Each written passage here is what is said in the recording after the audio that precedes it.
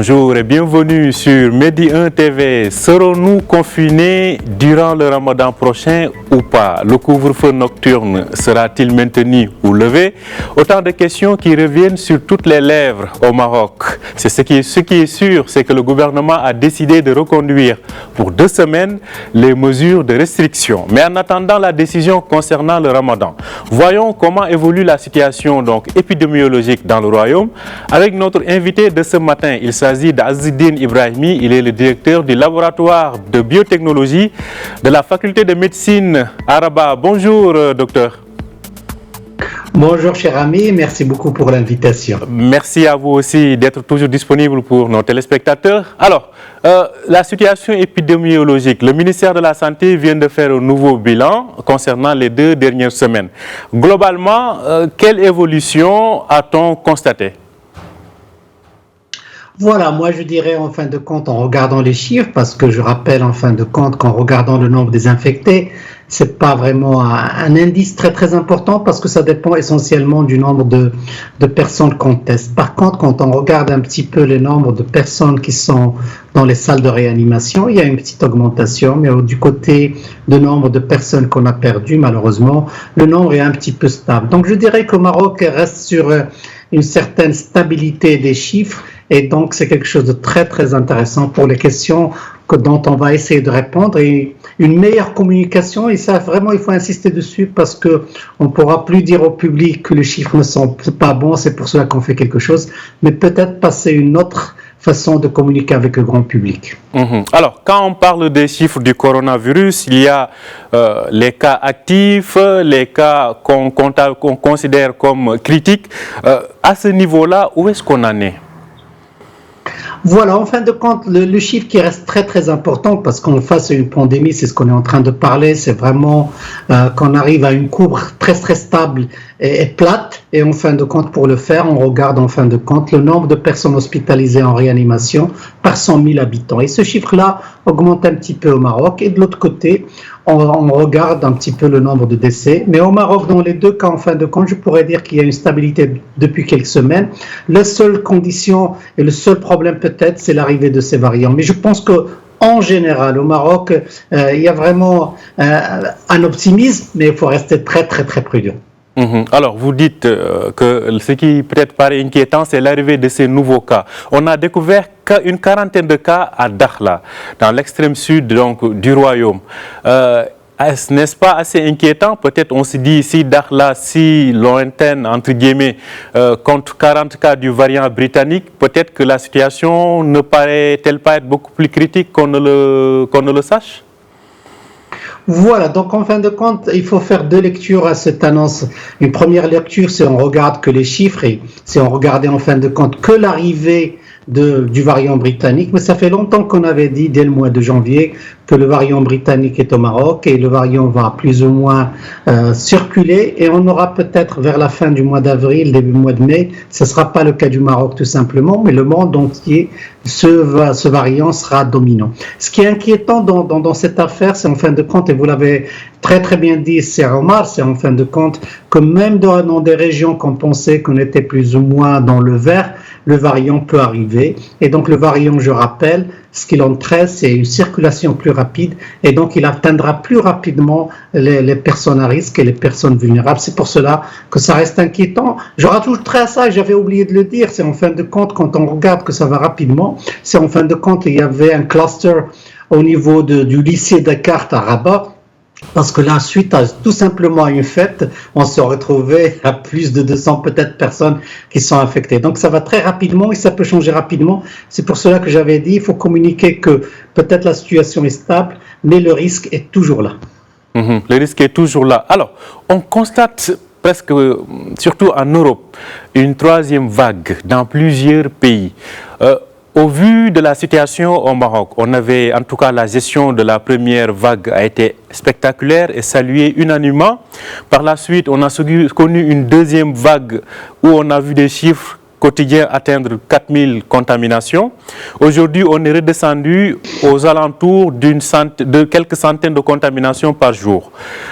Est-ce que nous sommes aujourd'hui à l'abri d'une 3e vague au Maroc? Ouais, moi, je dirais de point de vue scientifique, quand je regarde la courbe marocaine, je vois qu'une seule vague, parce que c'est ça mon interprétation des choses. Je pense que du fait qu'on a anticipé l'arrivée du Covid et qu'on avait fait vraiment un confinement très sévère dès le départ, la première courbe qu'on a, l'apogée, c'est ce qu'on a vu au mois de novembre, en fin de compte.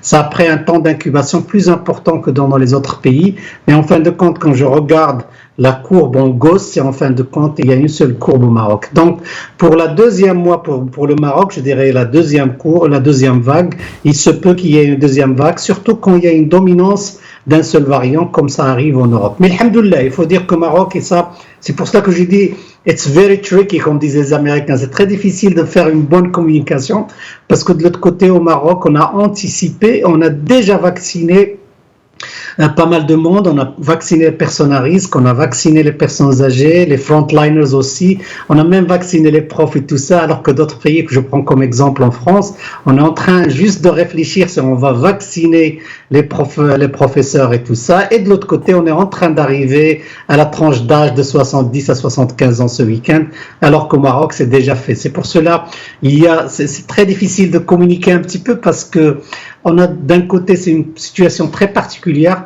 mais moi je comparais la situation marocaine plutôt à la situation britannique et la situation américaine parce qu'il y avait une vaccination de masse qui est un petit peu réussie et là il faut regarder ce qu'ils font pour regarder ce qu'on peut faire nous-mêmes.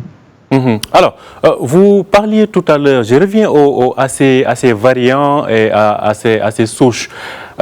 Vous, au niveau du laboratoire donc de biotechnologie, que détectez-vous davantage? Est-ce ces nouveaux variants qui nous viennent d'ailleurs ou bien le premier variant qu'on avait connu dès le début? Mais là, vraiment, merci beaucoup pour la question parce qu'en fin de compte, cette veille génomique est très, très importante. Donc, je vais juste rappeler l'objectif parce que nous, ce qu'on est en train de faire, c'est une fois qu'on a des critères particuliers, mais une fois on a des clusters, des réinfections, et aussi ce qu'on fait, c'est en fin de compte prendre un échantillon aléatoire sur tout le territoire pour essayer de voir le type de variant qu'on a sous la main. Voilà, et ça c'est très important. Par contre, pour les gens, parce que c'est pour cela que l'annonce de Dakhla n'était pas complète, parce qu'on ne pourra pas donner en fin de compte rapidement et facilement un pourcentage du variant qui circule. Mais dans nos mains, en fin de compte, ce qui circule, c'est en fin de compte ce qu'on appelle le variant classique, celui de Wuhan, et aussi la souche B17. J'aimerais pas dire britannique parce que c'est un petit peu péjoratif, mais en fin de compte, c'est cette souche qui est en train de prendre le dessus et d'augmenter. Mais en fin de compte, ça, on le sait. Ce qui est très essentiel pour nous, je pense, très important, c'est qu'on avait plus ou moins anticipé ça et on avait fait une campagne de vaccination dans le meilleur des délais. Donc je reviens à tout ce qui est génomique. Je pense qu'on est en train de faire au laboratoire et on a fait plusieurs variants. Donc d'ailleurs on va publier ce week-end la première souche qui a été identifiée au Maroc du variant britannique dans un journal américain et on est en train de faire une analyse de tous les génomes qui ont été faits au Maroc pour voir comment ça varie, comment ça change. Mais je pourrais dire, et ça on le savait dès le départ, que le variant britannique et le pourcentage du variant britannique, comme de partout dans le monde, va prendre le dessus. Mais c'est pas inquiétant pour le moment parce que on a déjà protégé pas mal de gens. Ce qu'on voudrait pas avoir, et c'est ça qu'il faudra insister, c'est en fin de compte laisser ce virus se multiplier. Parce que la plupart des gens pensent que le virus va être ramené d'ailleurs. C'est pas toujours vrai. Là où vous aurez des conditions de sélection génétique qui permettent l'apparition de nouveaux variants, vous allez l'avoir. Et donc que ce soit au Maroc, au Togo ou par exemple, je dirais en Belgique, ça sera la même chose. Si vous retrouvez des situations de multiplication du virus, ce qui va entraîner par la suite, c'est l'apparition de ce qu'on appelle des mutations. Et on voit déjà des mutations qui apparaissent, il y a plein de mutations qui apparaissent. Et par la suite, si ces mutations, la combinaison de ces mutations se met en place, on pourra avoir ce qu'on appelle des variants parce que c'est des virus classiques qui ont acquis d'autres caractéristiques qui leur permettent soit de circuler plus rapidement, soit d'avoir une pathogénicité, une sévérité de la pathologie, soit échapper vraiment à tout ce qui est vaccin. C'est pour cela qu'il faut rester très vigilant. Alors, docteur, une question, comme je le disais, qui revient sur toutes les lèvres. Vous êtes scientifique, la décision appartient aux autorités publiques sur avis certainement du conseil scientifique. Aujourd'hui, beaucoup se posent des questions concernant le ramadan. Serons-nous confinés? Quelles seront peut-être les mesures qui seront adoptées durant ce mois béni qui se profile donc à l'horizon? Si vous aviez un conseil à donner au vu de l'évolution actuelle de la situation, que diriez-vous pour le ramadan? Ben, c'est Omar, c'est une question à $100 000 ou $1 milliard en fin de compte. Mais ce que je dirais vraiment, je vais dissocier la réponse en deux parties. En fin de compte, la partie comme scientifique, nous, quand on regarde en fin de compte la situation, la question qu'on se pose est très humblement et scientifiquement, est-ce qu'il y a des changements scientifiques ou des paramètres qui ont changé de point de vue scientifique pour plus ou moins changer les recommandations qu'on a fait. Et donc ça, c'est quelque chose d'essentiel et on ne pense même pas au ramadan parce que ce qui nous intéresse en fin de compte, c'est de répondre de point de vue scientifique s'il y a quelque chose qui a changé.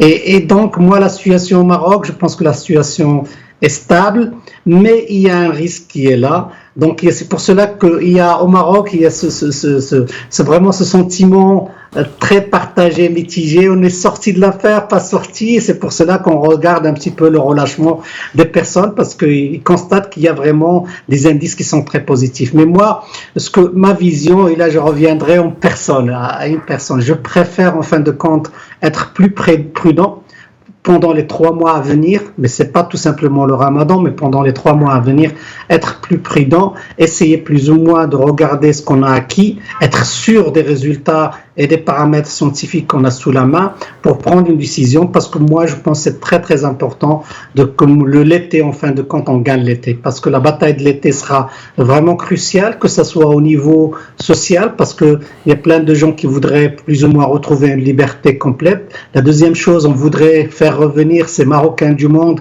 qui sont très très importants pour nous, pour notre économie. Et en parlant d'économie, je pense que une composante qui est très très importante, c'est le tourisme. Et si on arrive un petit peu à s'en sortir parmi les premiers pays au mois d'été, je pense qu'on pourra avoir ce qu'on appelle en anglais un edge, c'est-à-dire on pourra plus ou moins être concurrentiel, que ce soit au niveau économique, que ce soit au niveau touristique, que ce soit au niveau de réputation.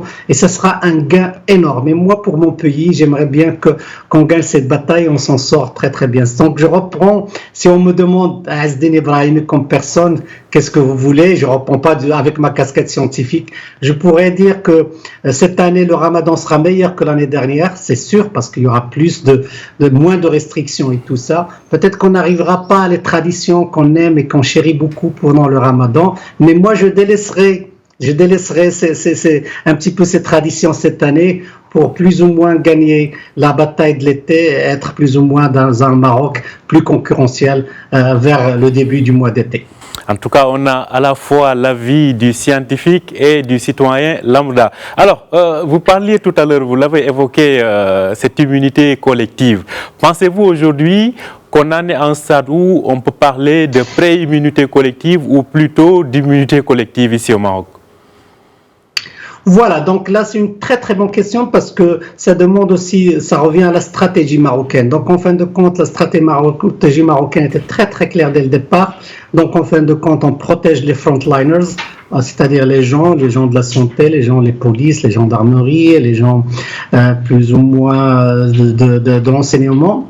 Et donc ça c'est très très important. Et donc pour ne pas se poser la question qui se pose en France en ce moment, si on va fermer les écoles ou pas, parce qu'on pense qu'on n'a pas besoin de ça. Donc je pourrais dire clairement qu'au Maroc, cette première partie est presque gagnée, pas à 100%, presque gagnée, parce que bientôt, Inch'Allah, dans 2 semaines à peu près, on aura 4,3 millions qui sont vaccinés avec double dose, et c'est très très important pour confronter et affronter la pandémie. La deuxième chose dont vous parlez, c'est en fin de compte comment aller vers cette immunité collective, et là il faudra ramener plus de doses. Et donc nous, on se bat depuis des mois, c'est pas des mois, c'est presque l'année, parce que dès le départ au Maroc, dès le mois de mai, on savait qu'il y aurait une guerre incroyable pour les vaccins et on avait anticipé, on a ramené plein de doses.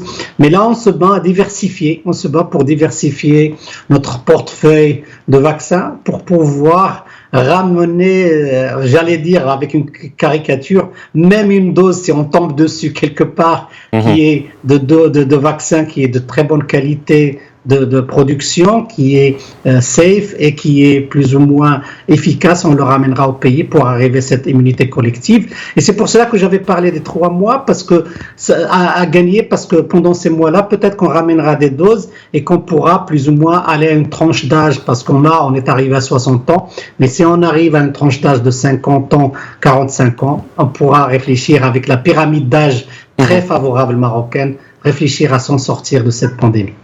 Docteur, une dernière question, c'est en termes concernant toujours cette campagne de vaccination. Comme vous le disiez, donc globalement, on est à 7,8 millions de doses administrées. Quel premier bilan peut-on en tirer en termes d'effets secondaires et en termes de réussite de cette campagne? Assez rapidement, docteur.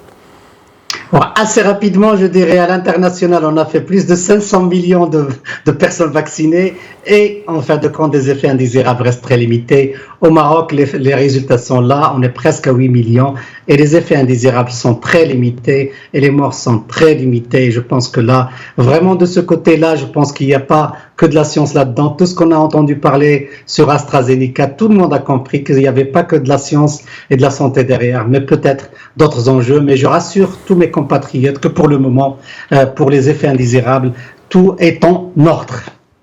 Tout est en ordre. Alhamdulillah. Merci beaucoup, Azzedine Ibrahimi. Je rappelle que vous êtes le directeur du laboratoire de biotechnologie de la faculté de médecine et de pharmacie de Rabat. Merci d'avoir accepté notre invitation. Merci Omar, un plaisir. Merci, plaisir partagé. Merci à vous aussi de nous avoir suivis. Je rappelle que vous pouvez retrouver cette interview donc sur notre site www.mediennews.com. Très bonne journée et très bonne suite de programme sur Médien TV.